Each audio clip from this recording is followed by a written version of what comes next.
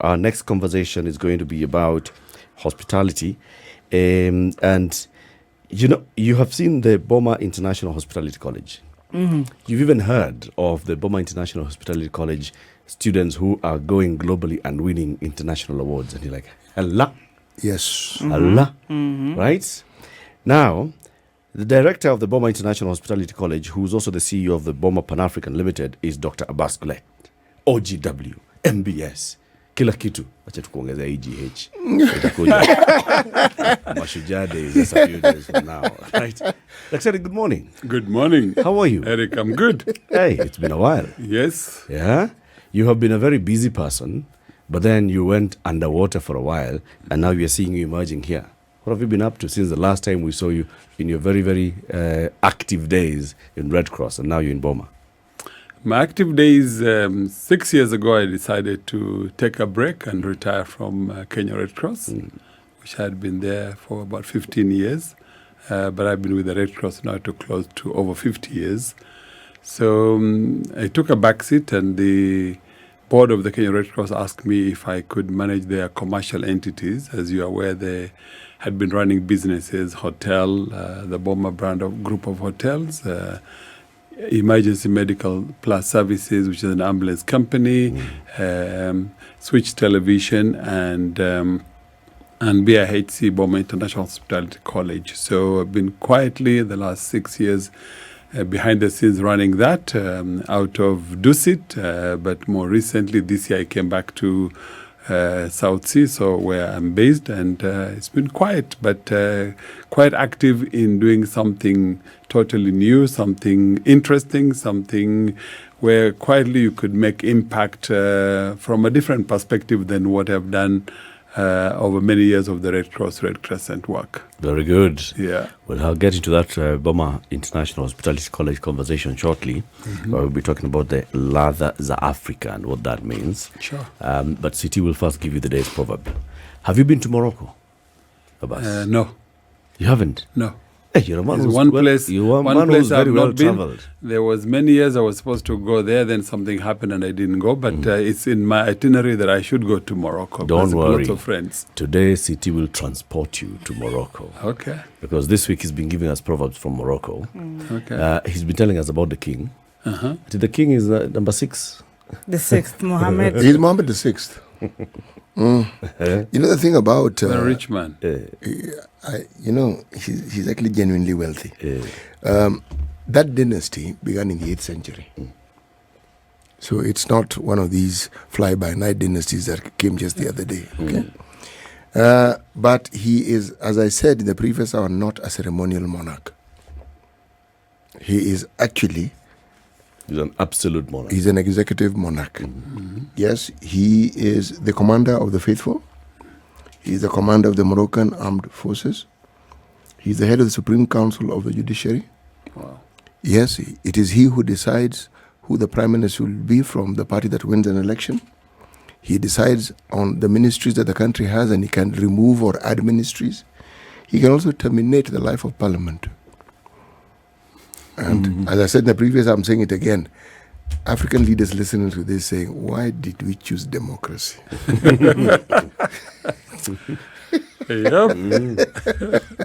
The proverb?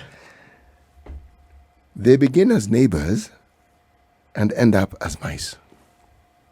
They begin as neighbors and end up as mice. Yes. Dr. Gullet, what do you think this proverb is saying? They begin as neighbors and they end up as mice. Wow. I'm actually at a loss. Ameanza kama jirani, anamalizia kama panya. Wow. Hiyo ni kali. That one is a tough one. Well, Give it a try. we have, I don't know whether I equate it to our current situation in our country. Because walikuwa majirani, walikuwa marafiki, sasa wamekuwa dunia ingine. Hawaonani, hawasikizani sasa. That is very good. You know, the beauty, we say this in every hour, the beauty of interpreting the proverb or asking our guests to do so, is the diversity they bring into the interpretation. Yes. That's true. That's true. And it's relative, actually. Yeah. You can relate. You can see where it's going. Now, we have heard of the Boma Hospitality College.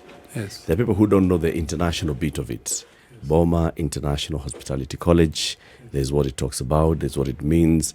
You'll tell us more about it. What we have seen is we see, students from Boma Hospitality College have won awards. Boma Hospitality College, where are they? Are they based at the Boma Hotel? Where exactly is this college? What do they teach? What do they teach? So just introduce us to this Boma International Hospitality College. What is it? So if you recall, Latiff, some years ago, Kenya Red Cross started getting into commercial businesses. And about 20 years ago, and people were a bit crazy saying, why is humanitarian organization getting into businesses?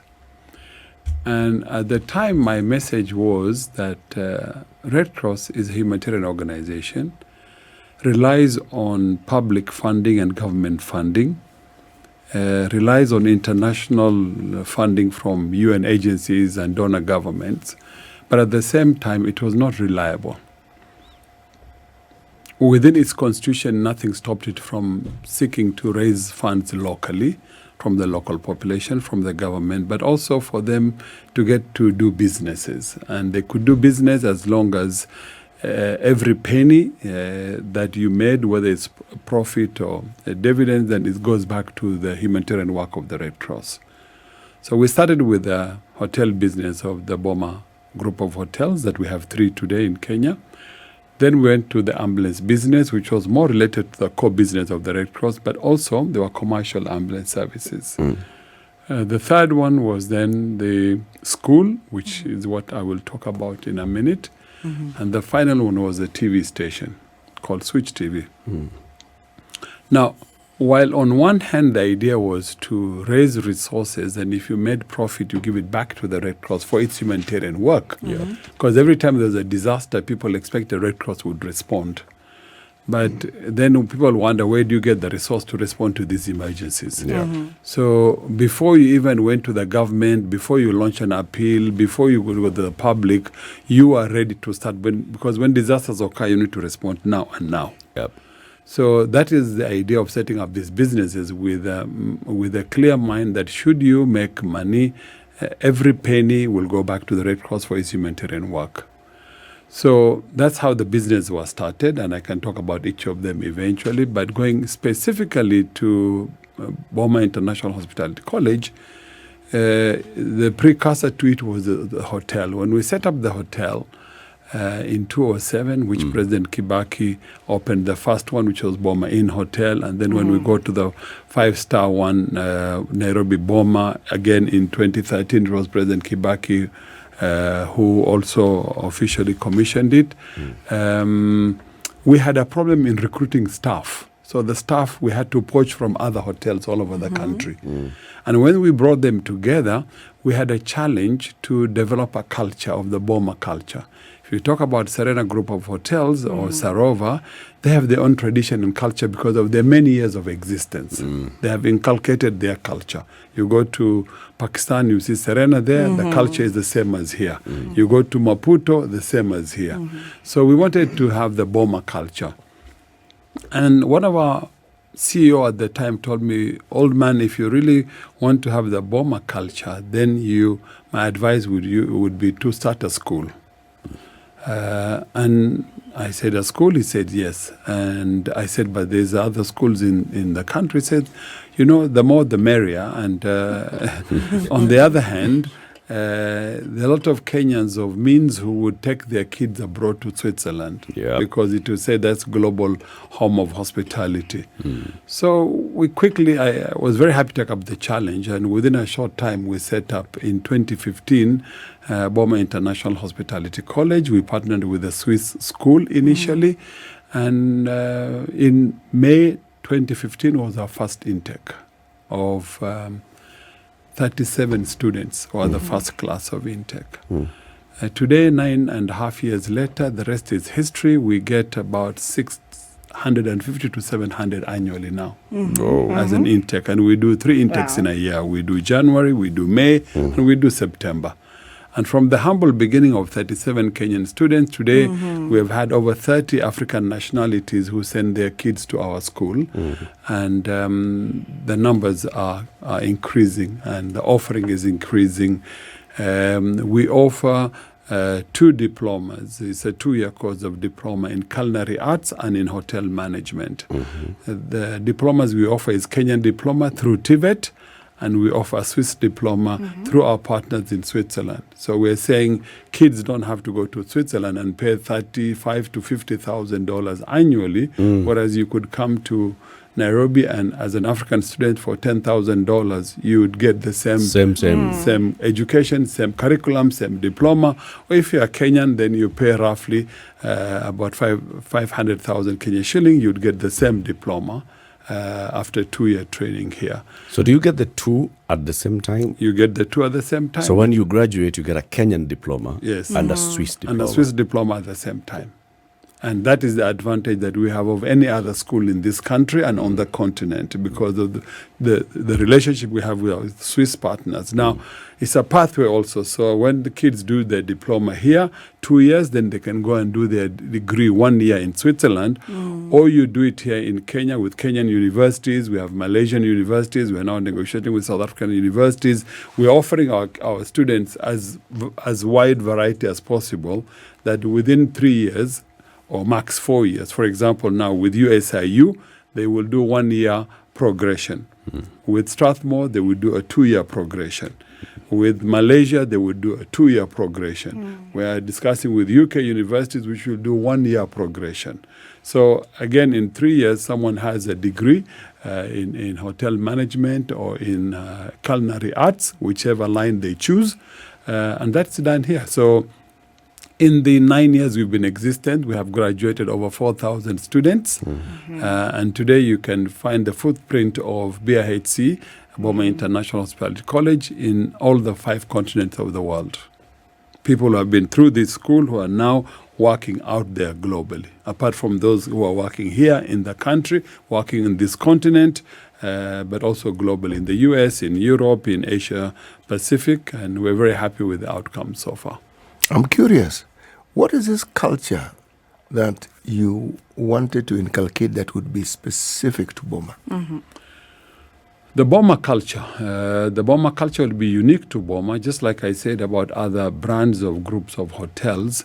When we service above all. So when you come to Boma, you would feel at home, you feel most welcome, you feel you are wanted, respected, valued as a customer, and that the young people appreciate the job they have, the training they've had, the knowledge they have, and putting the customer above all others so that the person can come back and back and back to this hotel and these facilities.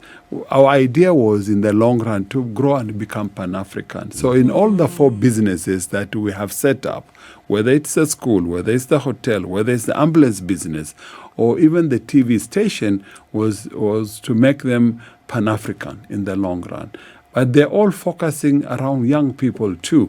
When I was with Red Cross, one of the major challenges I had in the many years I was with Red Cross was the issues to do with young people. And today we're seeing manifesting itself in Gen Zs and many other things. A lot of young people felt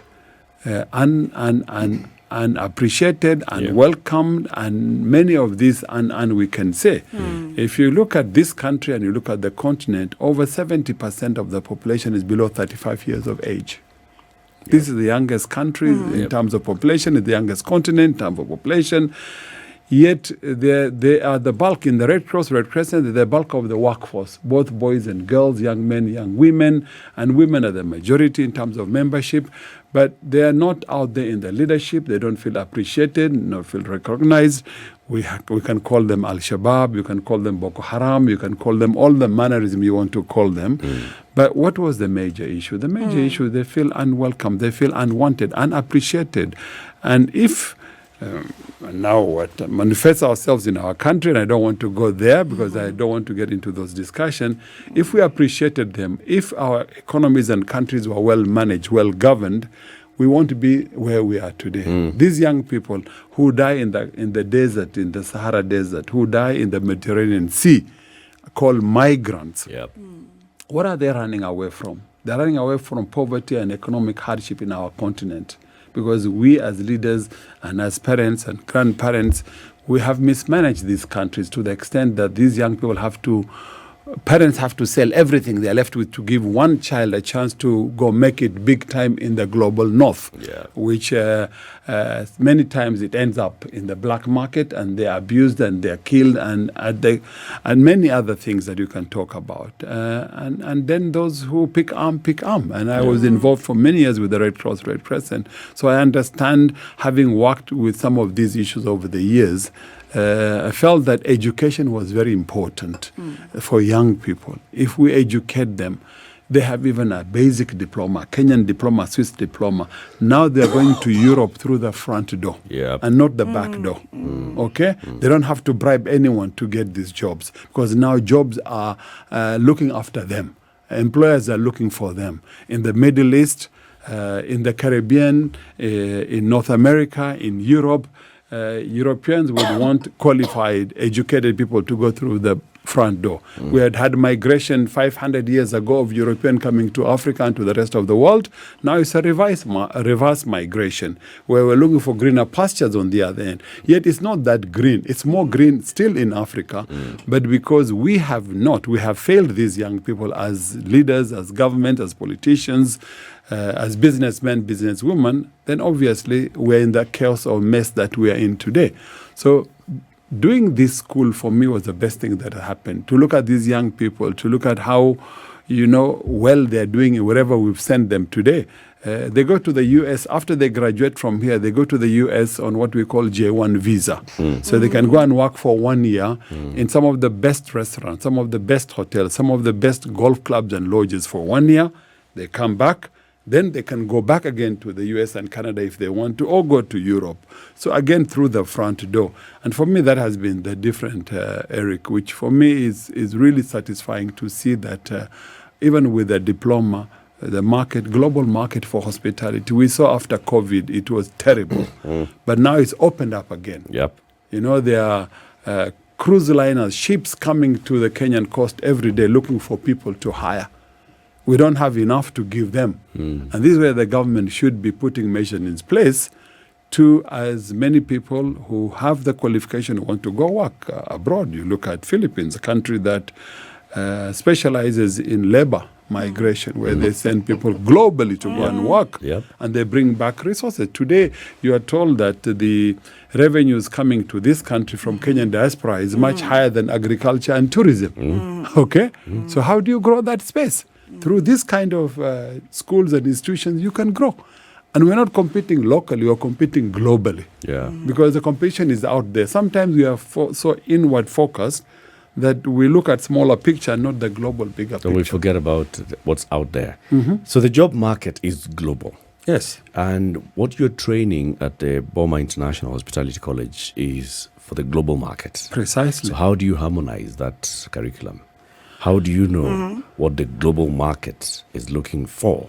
And how do you compact that into 2 years of training? So by partnering, first of all, with the Swiss Hospitality School, they have their global program, curriculum, which has been approved at their level, and we use the same here.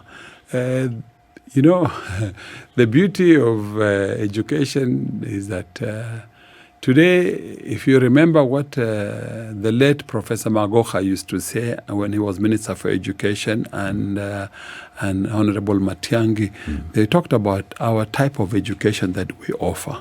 And where a lot of young people come out with lots of degrees and even PhDs, but out there in the market, they're unemployable. Okay? So our curriculum and our program is such that it is competency-based education. It's all about hands-on knowledge and no theories. A lot of universities here offer degrees, even in hospitality. But these young people have never been inside a hotel or inside a kitchen, inside a bedroom, to know what to do. Okay? But in our context, it's simply on competency-based.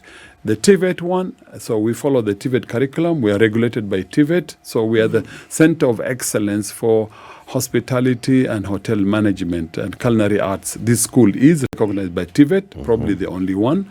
We are ISO 2015 certified. We have just been recognized recently as polytechnic status, would be the first private polytechnic in Kenya. They are now working through cabinet to have that thing formalized. We are now a center for recognition of prior learning. There are people with lots of skills, hands-on skills, but don't have the paper qualification. So we've been recognized by TVET as a center for recognition of prior learning. So today we can get people and train them the theory aspect to link to their practice so that they now have formal education, if we call it formal, so they can have that. But so the curriculum is such that you are doing a diploma, it's a 2-year, you come in the first year, you are in class for 2 semesters or 2 terms. The 3rd term, you go out now to work in the industry for a particular whole term. You come back term 4 and 5, you're in our hotel. So we have 2 hotels within the complex of the school. You have a 3-star hotel and a 5-star hotel in Boma. And that's the way I think the best practice they can get. The next term, 6th term, they go out again to practice in some of the 5-star hotels around the country or regionally. So it's very much hands-on training. Right. Skills-based training is what we are giving. And after the 2 years, then they are examined, both practical and theory, and they pass. Then they continue with their education. Right, indeed. And of course, I'm enjoying the conversation. It's a great opening for young people. We're always looking for opportunities, empowerment, and just be able to put your life together. I think that's one of the, headaches, if I would call it, for young people right now. But we were even talking about, today is the International Day of the Girl Child. And there are a lot of conversations on, empowering the young people. Some would be listening to you right now and they're saying, do I even qualify to be in this particular institution? What does it mean to be an entry point for them? What does it take? What do you look at for someone to be marked qualified to join? And I think pretty much for me it is the qualifications and entry points, because there's so much information on social media, but to hear it from you today would be quite an advantage for the listeners, especially the young population this morning. So we're open to all students. Anyone who wants to join the school is most welcome. The minimum qualification we take is C on all your O levels. If you don't have C or you have anything below it, you can also do a bridging or a foundation course. And once, if you make it through the foundation course, then you can be admitted. But we also take kids from, like I said, from all over the continent. So sometimes, of course, the conversion could be a challenge, but as long as one is willing then to do the foundation or the bridging course, then you're most welcome, and you can do that. Sometimes we have had people who have the qualification, unfortunately they cannot afford it, and we've been asked many times, do we have scholarship, can we sponsor people to come?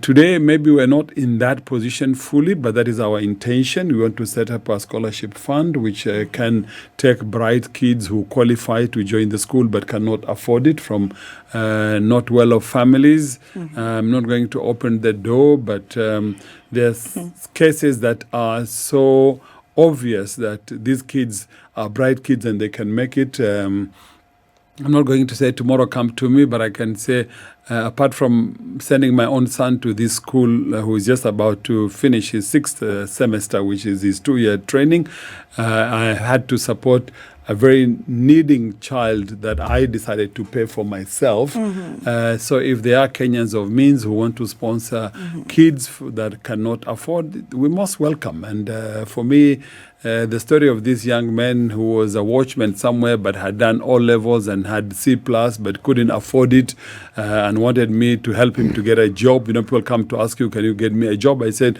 what did you do? And he said, I finished all levels. When? Last year. What did you get? C+. So why aren't you in school? Shida mingi, my family can't afford this, can't afford that. I have to wait for 2 years to get into university. So I said, okay, do you want to go back to school? And he says, yes.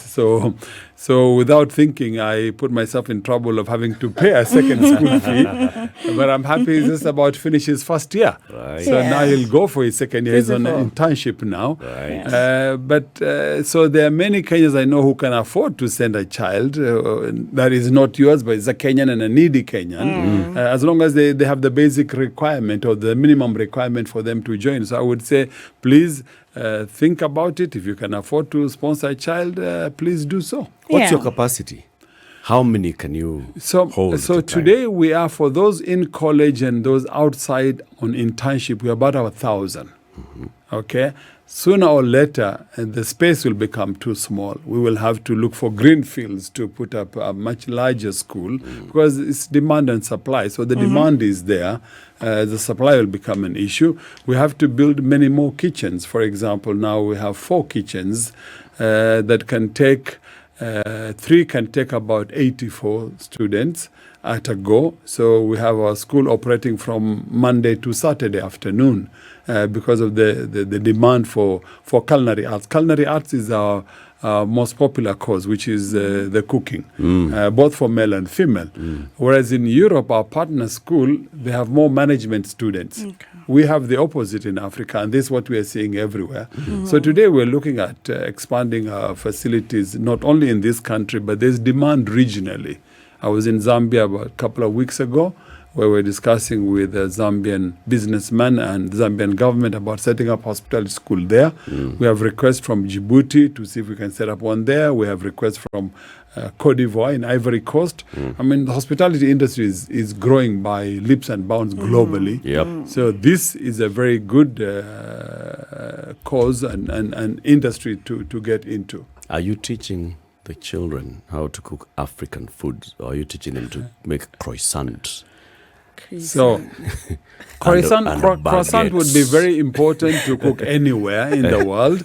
But good question, Eric, because 4 years ago, the late Professor George Magoha was our chief guest as the Minister of Education at our graduation in 2020, the year of COVID, first year of COVID. And he was very particular about COVID, but he agreed to be the chief guest as an educationist. And during the graduation, he threw out a challenge to us in the school to say that, first of all, I don't think he was talking about the quality of education and the competency-based education, which was his one of the big things that he talked about. But the challenge to us was, look, for your culinary arts students, they don't need to do masters and to do PhD. What they need to is to go and work with Michelin star chefs, which are the top number of highest qualification is Michelin star, star 1, star 2, star 3 globally. And he said that comes through practice and that comes through innovation and through thinking.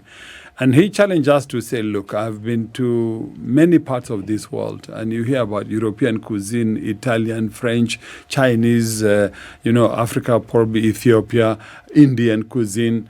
We don't talk about African cuisine. And he says, I'm sick and tired of going to hotels, even here locally. We don't seem to be proud about our own cuisine. So his challenge was, I want you, Gullet, this school, to look at this subject matter of African cuisine. And I love challenges, and a challenge from him was well received, well accepted. And in the last 4 years, we made it our business that this school teaches African cuisine. And the term 5 students, 3 times in a year, because there are 3 different intakes, they all have to do a whole term of nothing but working on African cuisine. So we've had many African cuisine. We've had last year a big African conference where the 500 guests or 600 guests that were entertained on African cuisine. The deputy president was the chief guest. We do this on timely basis. So for 4 years we've done this, and we believe now we understand what African cuisine is, because we teach European cuisine in the school, but we are not teaching African cuisine. So we decided as a school to take this to the next level. Apart from teaching in school, we decided to have the first ever African cuisine competition here in Kenya, which we will do it here in Nairobi next week from Monday to Friday. And we will have 2 categories of this competition. We'll have schools in Kenya, and we have 14 schools that are going to take part in this competition. And then we also say we go to the main industry now, to the hotels. So we have 10 hotels and restaurants in Kenya and 1 in Ethiopia that have confirmed their participation. So we wanted to go slow this year, be a Kenyan-based one, but next year we want to go big way and be Pan-African. So for us, African cuisine and bringing in fusion, whether it's, this country with 43 ethnic groups. If you go to Kenya and you go to every little community and sit with them and look at what they do, the food they cook, the ingredient they use, the resources they use, from the farm to the table, you would be shocked at the rich, diverse history that we have, which we're not very good at promoting. We're very good in eating fish and chips.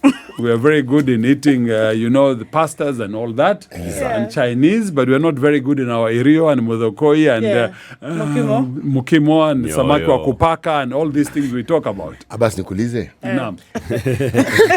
Yes, others Africa. Yes. So, are we saying that there's a menu if I came to Boma's? Boma. Boma. No, when I say Boma's, one of the many hotels. Okay. If I go to Boma, is there a menu that I will get that offers me African cuisine? So what you have in many hotels in Nairobi, on a particular day, depending each hotel, if you come to Boma Hotel, every Wednesday, they have what they call kienyeji. And that kienyeji is our local foods. Kuku, Wednesdays. Kuku ni yule anasema free range. Roadrunner. Okay, roadrunner. Yes. Na hizo vitu zingine zote zinakuwa hapo. Hiyo siku. But as a school, we made it our business that it is part of the curriculum of the school. Nice. Right. That they are taught as they get out of that school and where they go in the industry. Now it's them kuendelea na hiyo kazi ya to perfect, to bring in innovation into the African cuisine. And they should be very proud as Africans. So the idea of the competition is also to create more awareness. So these chefs who are going to come next Friday to compete, that's what they will be doing. The schools, they'll have 3 days. We prepare them because they're younger kids. We're training them, prepare them. Then they have 2 days of competition. But next year, it will become a Pan-African. This time, it's only Ethiopia that will come and join us, and Ethiopian Airways, because we've had partnership with them. We've trained the largest African hotel on the African continent is a hotel called Skylight Hotel in Addis with 1,124 rooms. Skylight Hotel. Skylight, is that big? Yes, 1,000 rooms in the 2 big towers and 124 inside the airport in Bole. Right. So we trained, we won a contract as a school last year, and we trained 900 of their staff out of 1,200. And the hotel today now is the number 1 hotel in Addis. Dr. You're going big, and I'm excited for us to be an African, and I'm so excited to go and look at that menu together with CT. I know you'll take care of that bill. But in Africa, it's not just about how tasty the food is. It's how you serve it as well. And I'm curious to understand, because you're talking about a culture. Yes. So how you serve is another thing. Sure. Do you also include in your curriculum the professional attitude evaluation? Is this something you look at? Because sometimes we don't go to certain hotels because of how you are first received, how you were served. And it's an African thing that the hospitality is top notch. How is that in the institution, in that particular attitude kind of training professionally? So the 2 courses we offer, one is culinary arts, which is the art of cooking. Yes. And it's an art. The second one is in management. And within management, we have service. So service is part of the students who are doing management also do service. So in this competition, there'll be two people in the competition. All right. One is a chef who's actually going to do the actual cooking and the presentation. And there's even an art on how you present that food. On the plate. On the plate. Yeah. Nice. But there's also an art now how that is served. Okay. How the food is served, the mannerism, whether it is now the food, whether it's a water, whether it's a wine, it's an alcohol, it's a soda, whatever you drink, there's also an art that how that is done. So the two come together, and there'll be teams of two that are part of this competition. So on a regular basis, if you came to BIHC every day from 12 city to about 1 o'clock, we can invite you. You don't have to even be invited, but you can make a book and you come and have your lunch there. So you'll be served what we call fine dining. Right. So fine dining is part of the training that is given to At these the young college? people. At the college. Beautiful. Yeah, so you come every day, Monday to Friday, from 12 to 1, utakula chakula. It may not be an African, whatever is served on that day is a 4-meal course. So the fine art Yes. of now service. is there. Great. So the question too is Holistic. about the uniform. You see people wear white and all that. There's etiquette on colors and what have you. Yeah. But even in this competition next week, it will be all African. So we even- also even how color. you dress. How you dress even becomes part of the competition. Very good. This is exciting. There's schools that are participating. When you say school, what do we mean? Colleges, universities, and schools. So they're Who are in this line of business? who are in this line of business. I mean, Kenya has got many hospitality schools. They're already offering Maseno University, Mount Kenya University, Nairobi University, Jomo Kenyatta University of Agriculture, a lot of them. And then there are private individuals, HTMI, top chefs, and many of them. Amazing. Even Utali. So a lot of them have been invited. So 14 have confirmed their participation. But in the next competition, we will probably have other schools from the African continent also coming on board. Yeah. What do you hope the impact of this to be when you bring in the other schools that are teaching hospitality? It's about learning. The hotels that are Eric, is practicing. about learning. You know, it's about we as Africans, first of all, having pride in our culture, in our tradition, in our foods, and we don't feel that we have inferior. In fact, we have better and much more diversified food and spices that we use. If you look at the Ethiopians, they do. If you look at Ghanaians, if you look at Nigerians, what they'll bring onto the table will be different. So it's about cross-cultural learning that we want to learn, but we want to say you are coming to Africa from, let's say, the bigger tourist eye, what we call Europeans or global north. If they come here, they don't want to eat their pastas and their French fries and the fish and chips and what have you. They should eat ours, but ours also, we should now make it such flavors that they would feel that this is what we want to have when we're in Africa. And we should be proud ourselves, first of all. So it's giving ourselves our dignity back to say, look, we want to promote what is ours. You're coming to visit us, you're most welcome, but on my account. You know, Joey. a thought occurs to me. I'm looking at all the embassies we have across the world Yes. when we have our national days. Yes. What if Boma, that if they're already doing it, they're wonderful. Because the embassies have to have cooks. Yes. Yes. They have to have people who can cook. Wouldn't it be nice when people visit our embassies? Because I'm saying this because every time I go to an embassy or I go to the residence of an ambassador, the food I eat is theirs. Okay? What if we did that? Or are we already doing it? So, CT, very good point. There's some things I can divulge, some I can't. I can tell you, for example, for free now, the Ministry of Foreign Affairs, we have 10 of their staff who are now being trained at BIHC Oh, for 1 amazing. year. Amazing. For 1 year. But that point, I take it, and that's a challenge maybe we need to tell the government. Yes. And go to MOFA and tell MOFA, this is what needs to be done. Yes. So that Yes. when we Okay. have our national days Yes. and people come for a Kenya National Day, Yeah. you know, Yeah. and you're told in advance what it is you're going to eat. But having Right. lived abroad and having been to many of our own national days, Yes. one good thing is Kenyans, we are very good and we're true nationalists when we are outside Jomo Kenyatta International Airport. The moment we land here, it becomes something else. But when we're out there, We are Kenyan. we are Kenyans and proud to be Kenyans. and we have the Okay, respect. and we bring our own food because we cook and we bring food into the embassy. A lot of Kenyeji. Yeah. Yes. And I like that what City has brought on board because it's a nice conversation. My mind is opening up as well. Yes. Perhaps this would be a good idea. You know how Sure. those who love wine would do wine tasting, Yes. etc. What if one Kenyan at one tasting. point in time we just come and taste these cultural foods, encourage us. Nyama and Muratina but- pairing. Yeah, pair it, kangwashe and naganile ujile.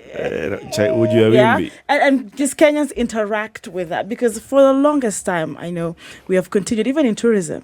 Kenyans are always told, oh, come on and practice ecotourism. Please visit somewhere. Please. It's been very difficult, but it's getting better by the day. No, we have to have that. And Yes. we have to look at positive things. I mean, Yes. there's been too many negativity in this country Yeah. in the recent past. You know, the other day, my colleagues, my staff brought me, when we were talking about this competition, and they brought me a set of cutlery on the table. And I said, what is this? They said, look, we're talking about innovation. And it was a cutlery made out of wood. Soup bowl, plate, small plate, side plate, big plate, fork and knife, everything. All cutlery. wooden. All wooden. Done by a Juakali person. So I told them, okay, we're going to serve this on the day of the competition. So go make 70 sets. The only thing I always said, hygiene-wise, what do we do? They said, Yes. you will not be worried. We'll clean it. We'll put olive oil around it, and the plate would be as clean. Okay. So, I mean, just as a small thought, Yes. what were we eating traditionally, our forefathers and grandfathers? What were they eating? Pots using- and pans that were. Wooden. It was wooden clay. or Woods. earthenware. Yeah. Yes. Yes. So why do you have to have Chinese ware? Yes, because you see that Wow. the same art that produced the pots is the same art that produced what we now call plates. Yes. Yes. It's the same. Something to also think about. You know, one of the places that people enjoy Kenyan cuisine, when they go to the 5-star hotels, you know, you'll be given a small bit of ugali, circular ugali, but vibandas, chakula kibanda in Kenya, you're Mamantilies. eating Kenyan, mamantilies. How do you incorporate them in this competition? Maybe for future. So today we haven't, but we want to go out and do as much. But now we have a number of restaurants that have shown interest, and we told them, let them come. Okay? Yep. But in the long run, when we have the national one, we should go all the way to grassroots. I mean, if I had my wish today, I would go to every county, all the 47 counties, have your competition there, bring the winners to come, and you enter stage by stage until you come to your final that now will represent Kenya in the global Pan-African competition. I'll tell my friends Lilian at Mama Oliech and Ronaldo Foods wakuja hapo waongeze competition. Sawa. Sawa. Wanakaribishwa na mikono mbili. Somebody's asking about the fees for BIHC. The fees for BIHC for Kenyan is about 500K per year. Okay. That includes their lunches, their coffee, 10 o'clock, 3 o'clock, and both tuition and everything that's included. For non-Kenyan is roughly Maina's about- accommodation. Minus accommodation. We don't do accommodation. Accommodation, we partner with Kwetu.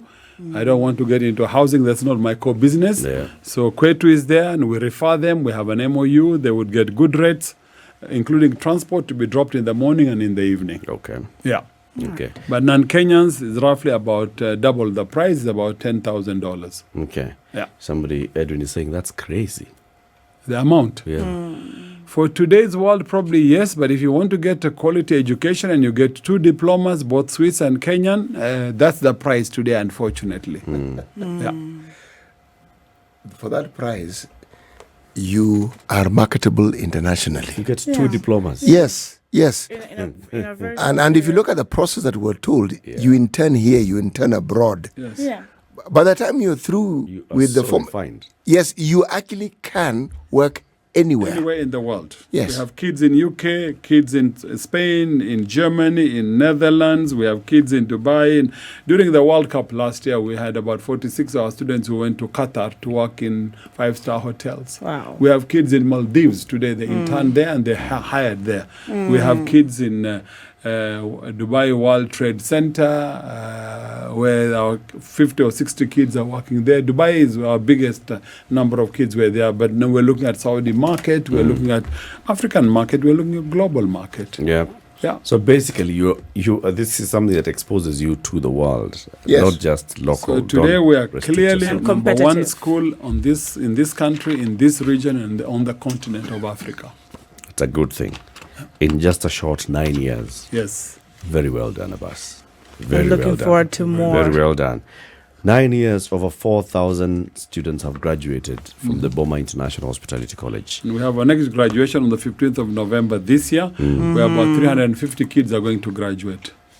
And every year you have about 650 to 700 students Coming in. enrolling. Yes. 3 intakes Yes. from 30 African nationalities, Yes. thereabouts. Yes. That's a very good thing. Dr. Abbas Gullet, always a pleasure having you in any conversation. Thank you for And this was a having good one. And I can see this is good retirement for you, me. Yes. right? It's And- giving you're feeling that you're enjoying giving back to the young people. No, for sure. And I think this is what we should all be focusing on. As I said, there's been lots of negativity in our country over the last many years, and which is very sad.